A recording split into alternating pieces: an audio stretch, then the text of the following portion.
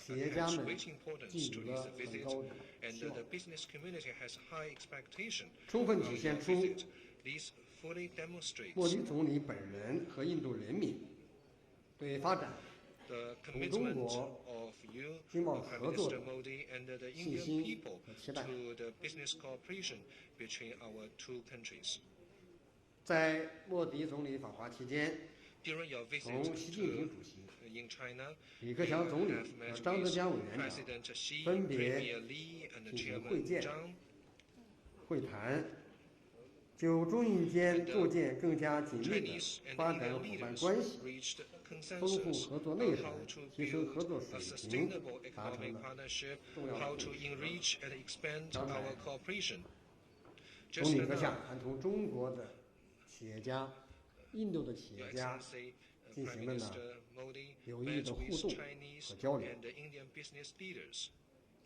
可以说，莫迪总理此次访华，包括在各个领域，特别是在经贸领域，成果丰硕，取得了圆满的成功。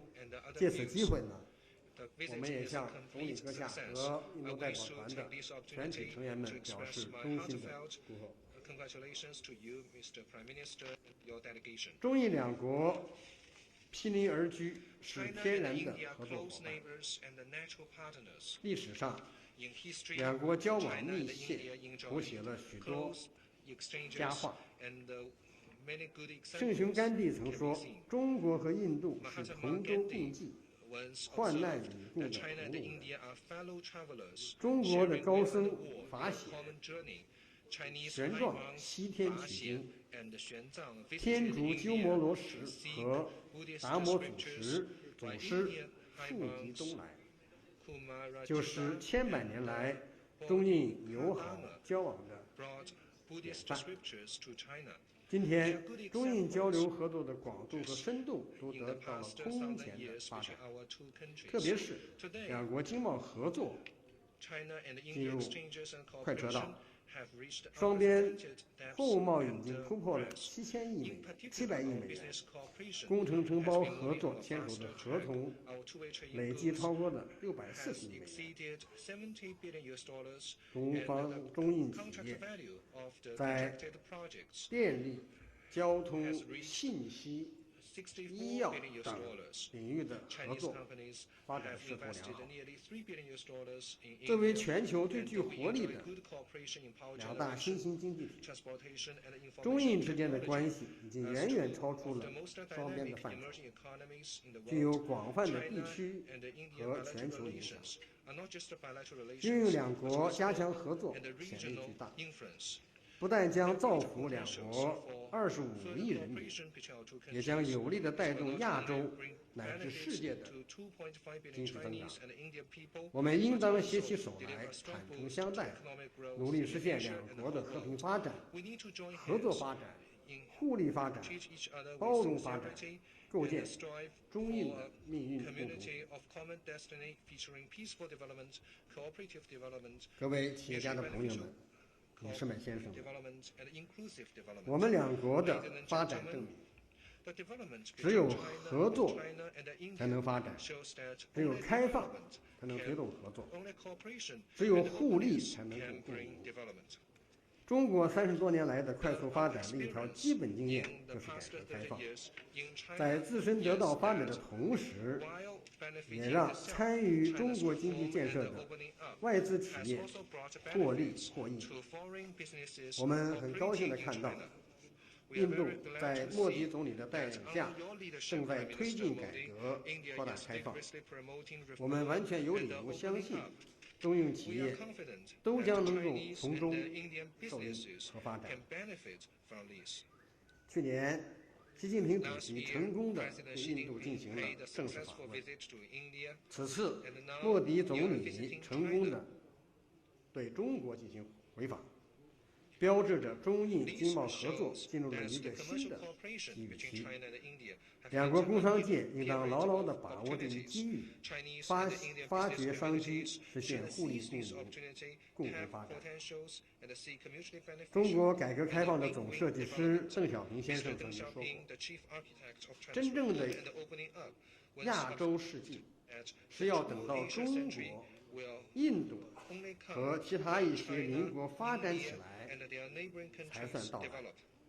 在追求民族复兴、繁荣富强的道路上，中国愿意同印度共同努力，共谋发展，继续谱写两国经贸合作新的篇章，为双方人民带来更大的福祉。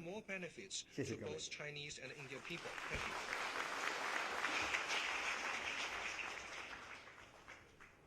谢谢高虎城部长。女士们、先生们、朋友们，现在我们以热烈的掌声，恭请印度共和国莫迪总理阁下发表演讲。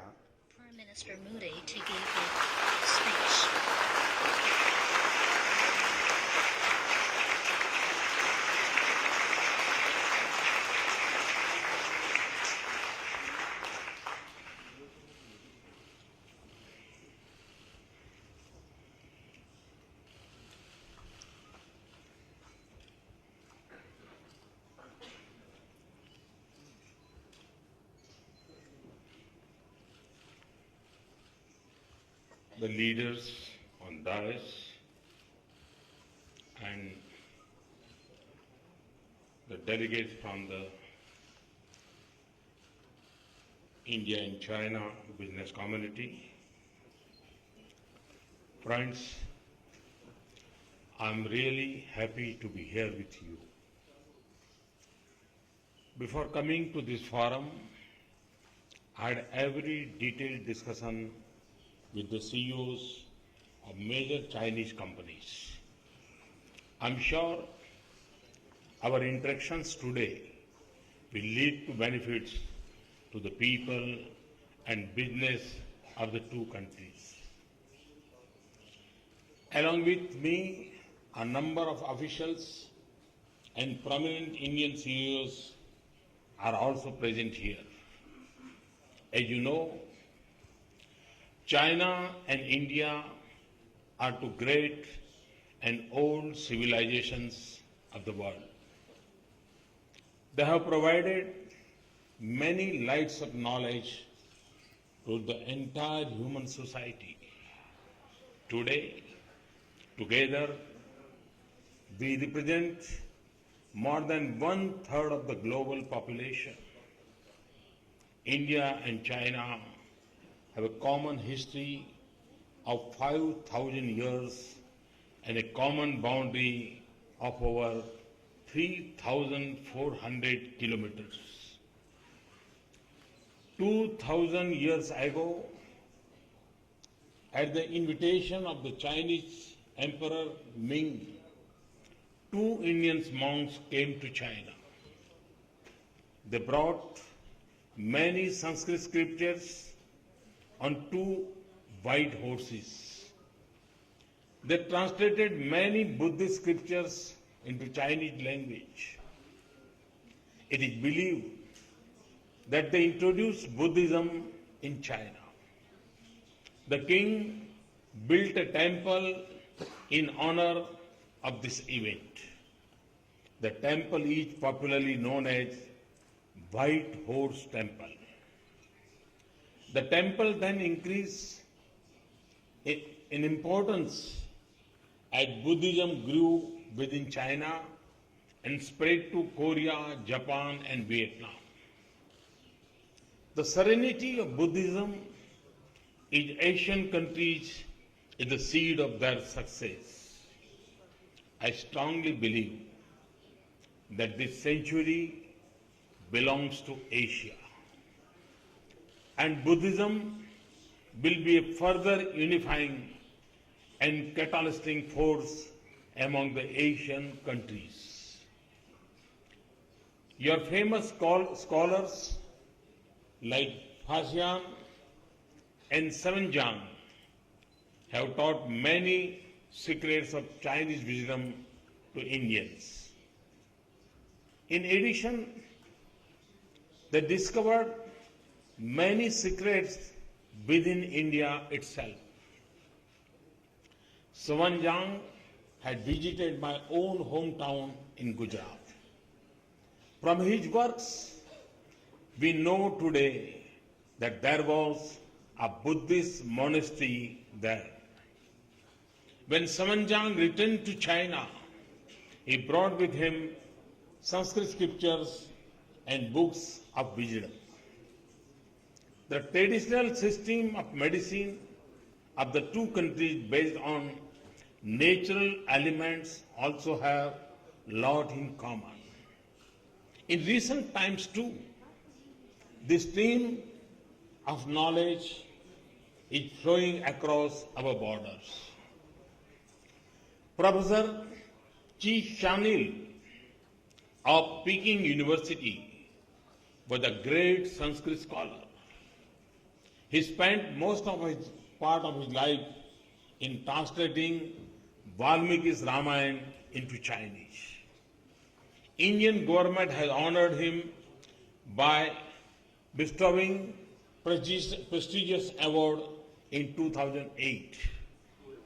More recently, Professor Chin Ting Han has translated Tulsi Ramayana into Chinese.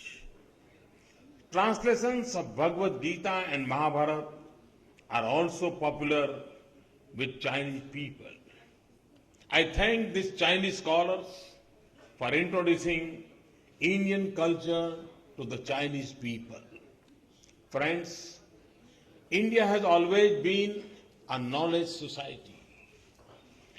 Wherever you have been an innovating society, ancient China was highly advanced in science and technology.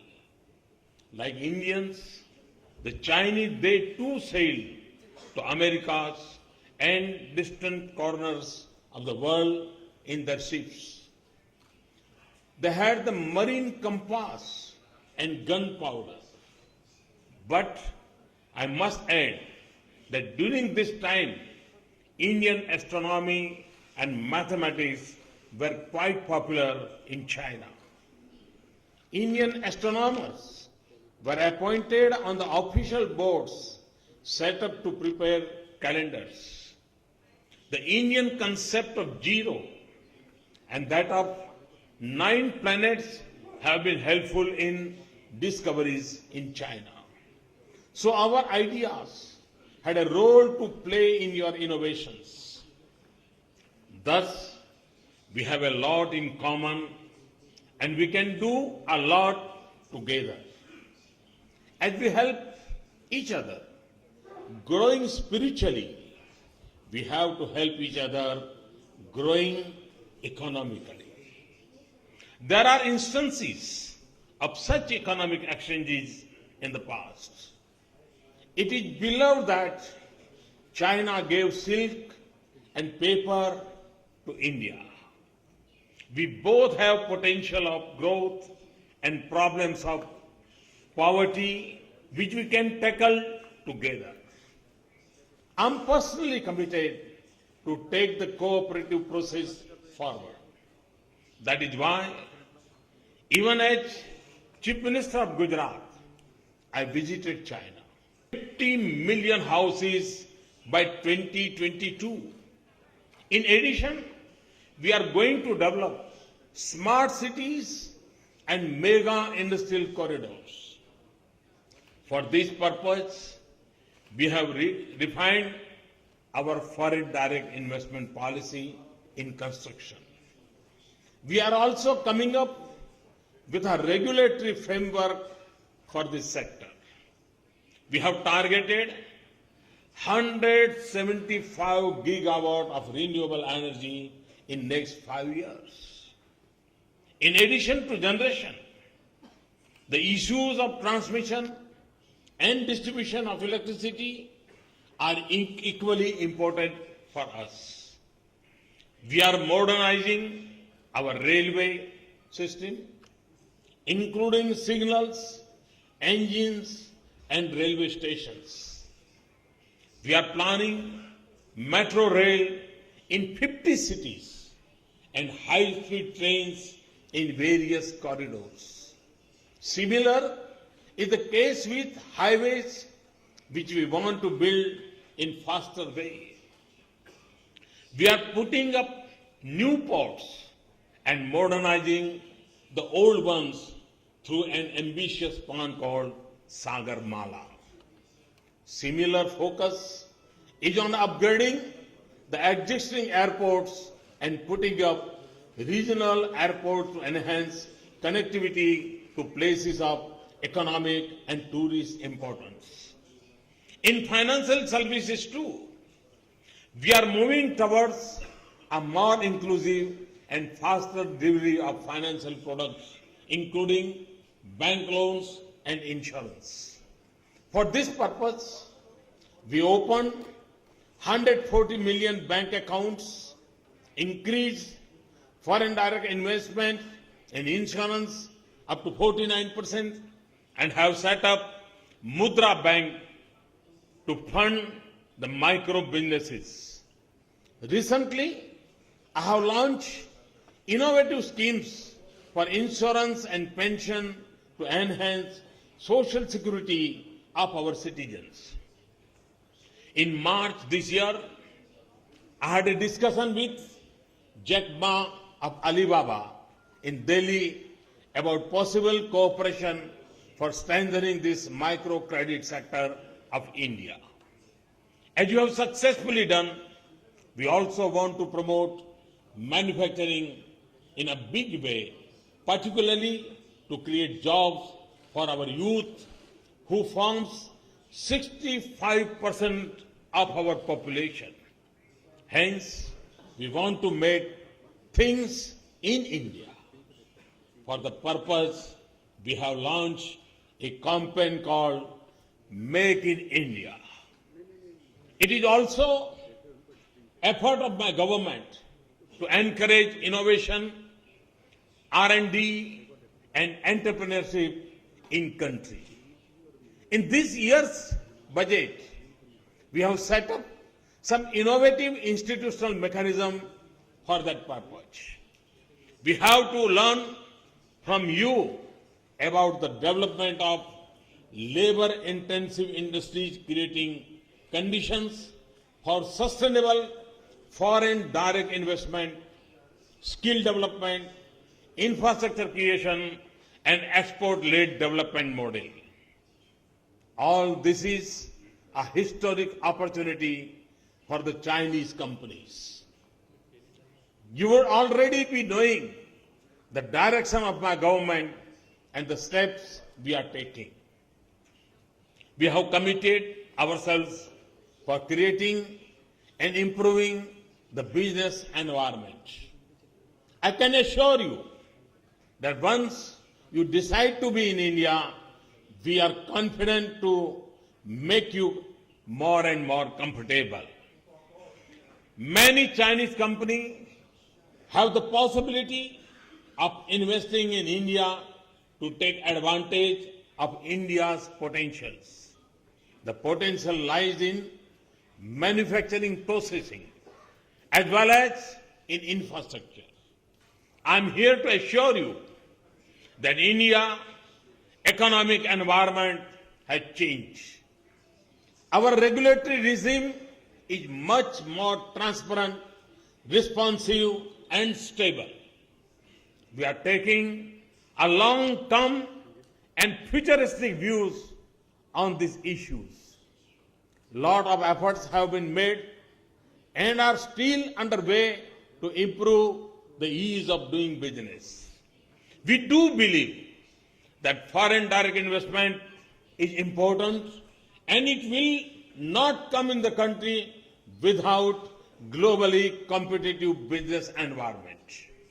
Therefore, we have rationalized a number of issues which were bothering the investors. In particularly, we are making the taxation system transparent, stable, and predictable. We have removed lot of regressive taxation regimes. In our very first budget, we said we will not resort to retrospective taxation. We are reducing the complicated procedures, making them available at the one platform, preferably online.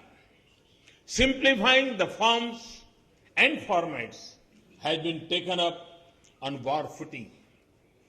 Definite mechanism for hand-holding have been set up in the form of hub and spoke model. Invest India is the nodal agency for this purpose.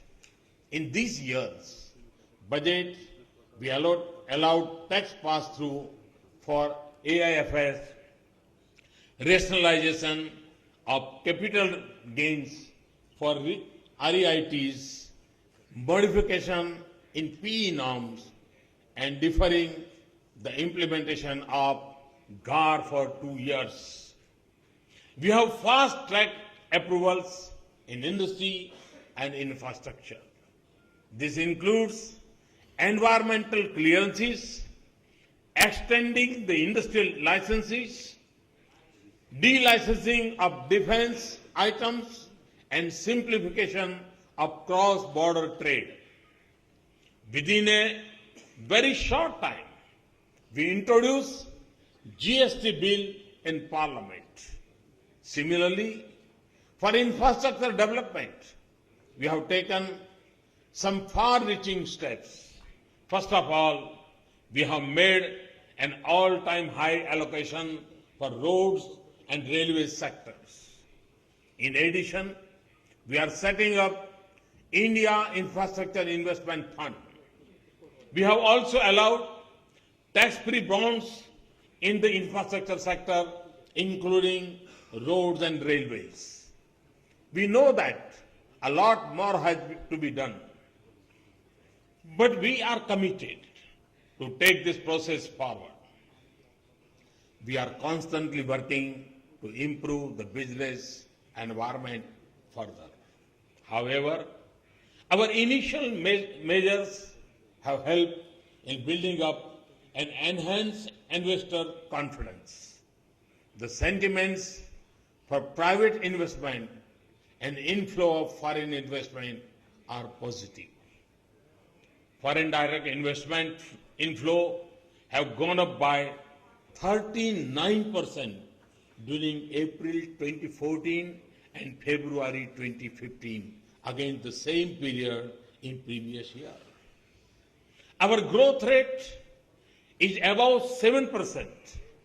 Most of the international financial institutions, including the World Bank, IMF, OECD, and others, are predicting even faster growth and even better in the coming years.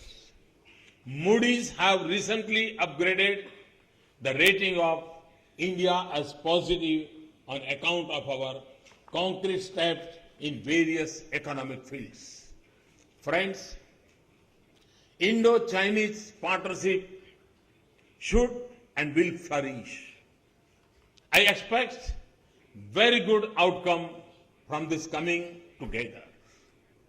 We have complemented each other in the past. We can complement in the present and future too. As two major economies in Asia, the harmonious partnership between India and China is essential for economic development and political stability of the continent. You are the factory of the world, whereas we are the back office of the world. You give thrust on production of hardware while India focuses on software and services. Similarly, Indian component manufacturers have been mastered in high quality precision, and the Chinese players have mastered the art of mass production.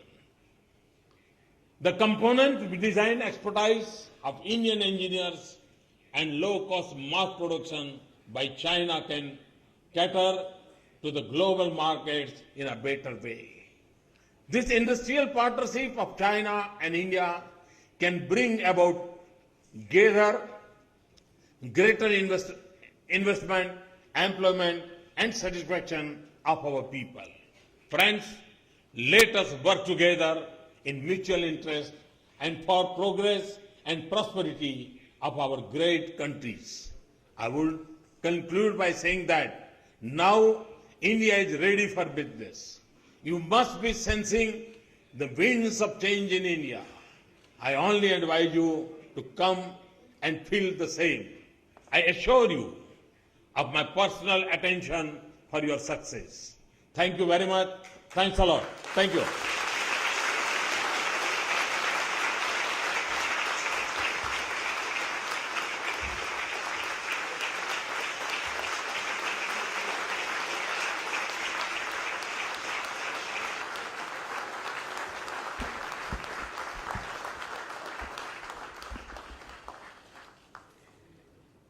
谢谢总理阁下。 Thank you very much, Prime Minister. 女士们、先生们， Ladies and gentlemen, 刚才穆 just 迪总理 now 阁下 we 发 have 表了 heard 重 the 要言 great 论， and important remarks of 为我 Prime 们描绘 Minister 了中印 Modi, 两国构 describing 建更 a 紧密的 very 发 good 展伙伴关 outlook 系的 based on 美 a 好愿 closer 景。 economic partnership 让我 between 们 the 深 two 刻 great 感受到 countries of 中国对 India 印度 and 两 China. 国 So based on 开 these 展经贸 remarks, 合 we 作交 deeply 流的 feel 前提之 that 下， we enjoy great 携手 prospect 共 for 进 economic 共 and 谋发展 trade 的天地 cooperation between the two great nations. We really have huge room 让我 for 们共同祝 collaboration 愿 down 中 the 印 road. 两国 So let's 合作发 wish 展 a 结合 successful 作 cooperation and the positive fruits 下 based on 面 the 请 partnership 印 of 度 these 驻 two 大 countries in the 驻华 future. 大使馆 The 商务 next 参赞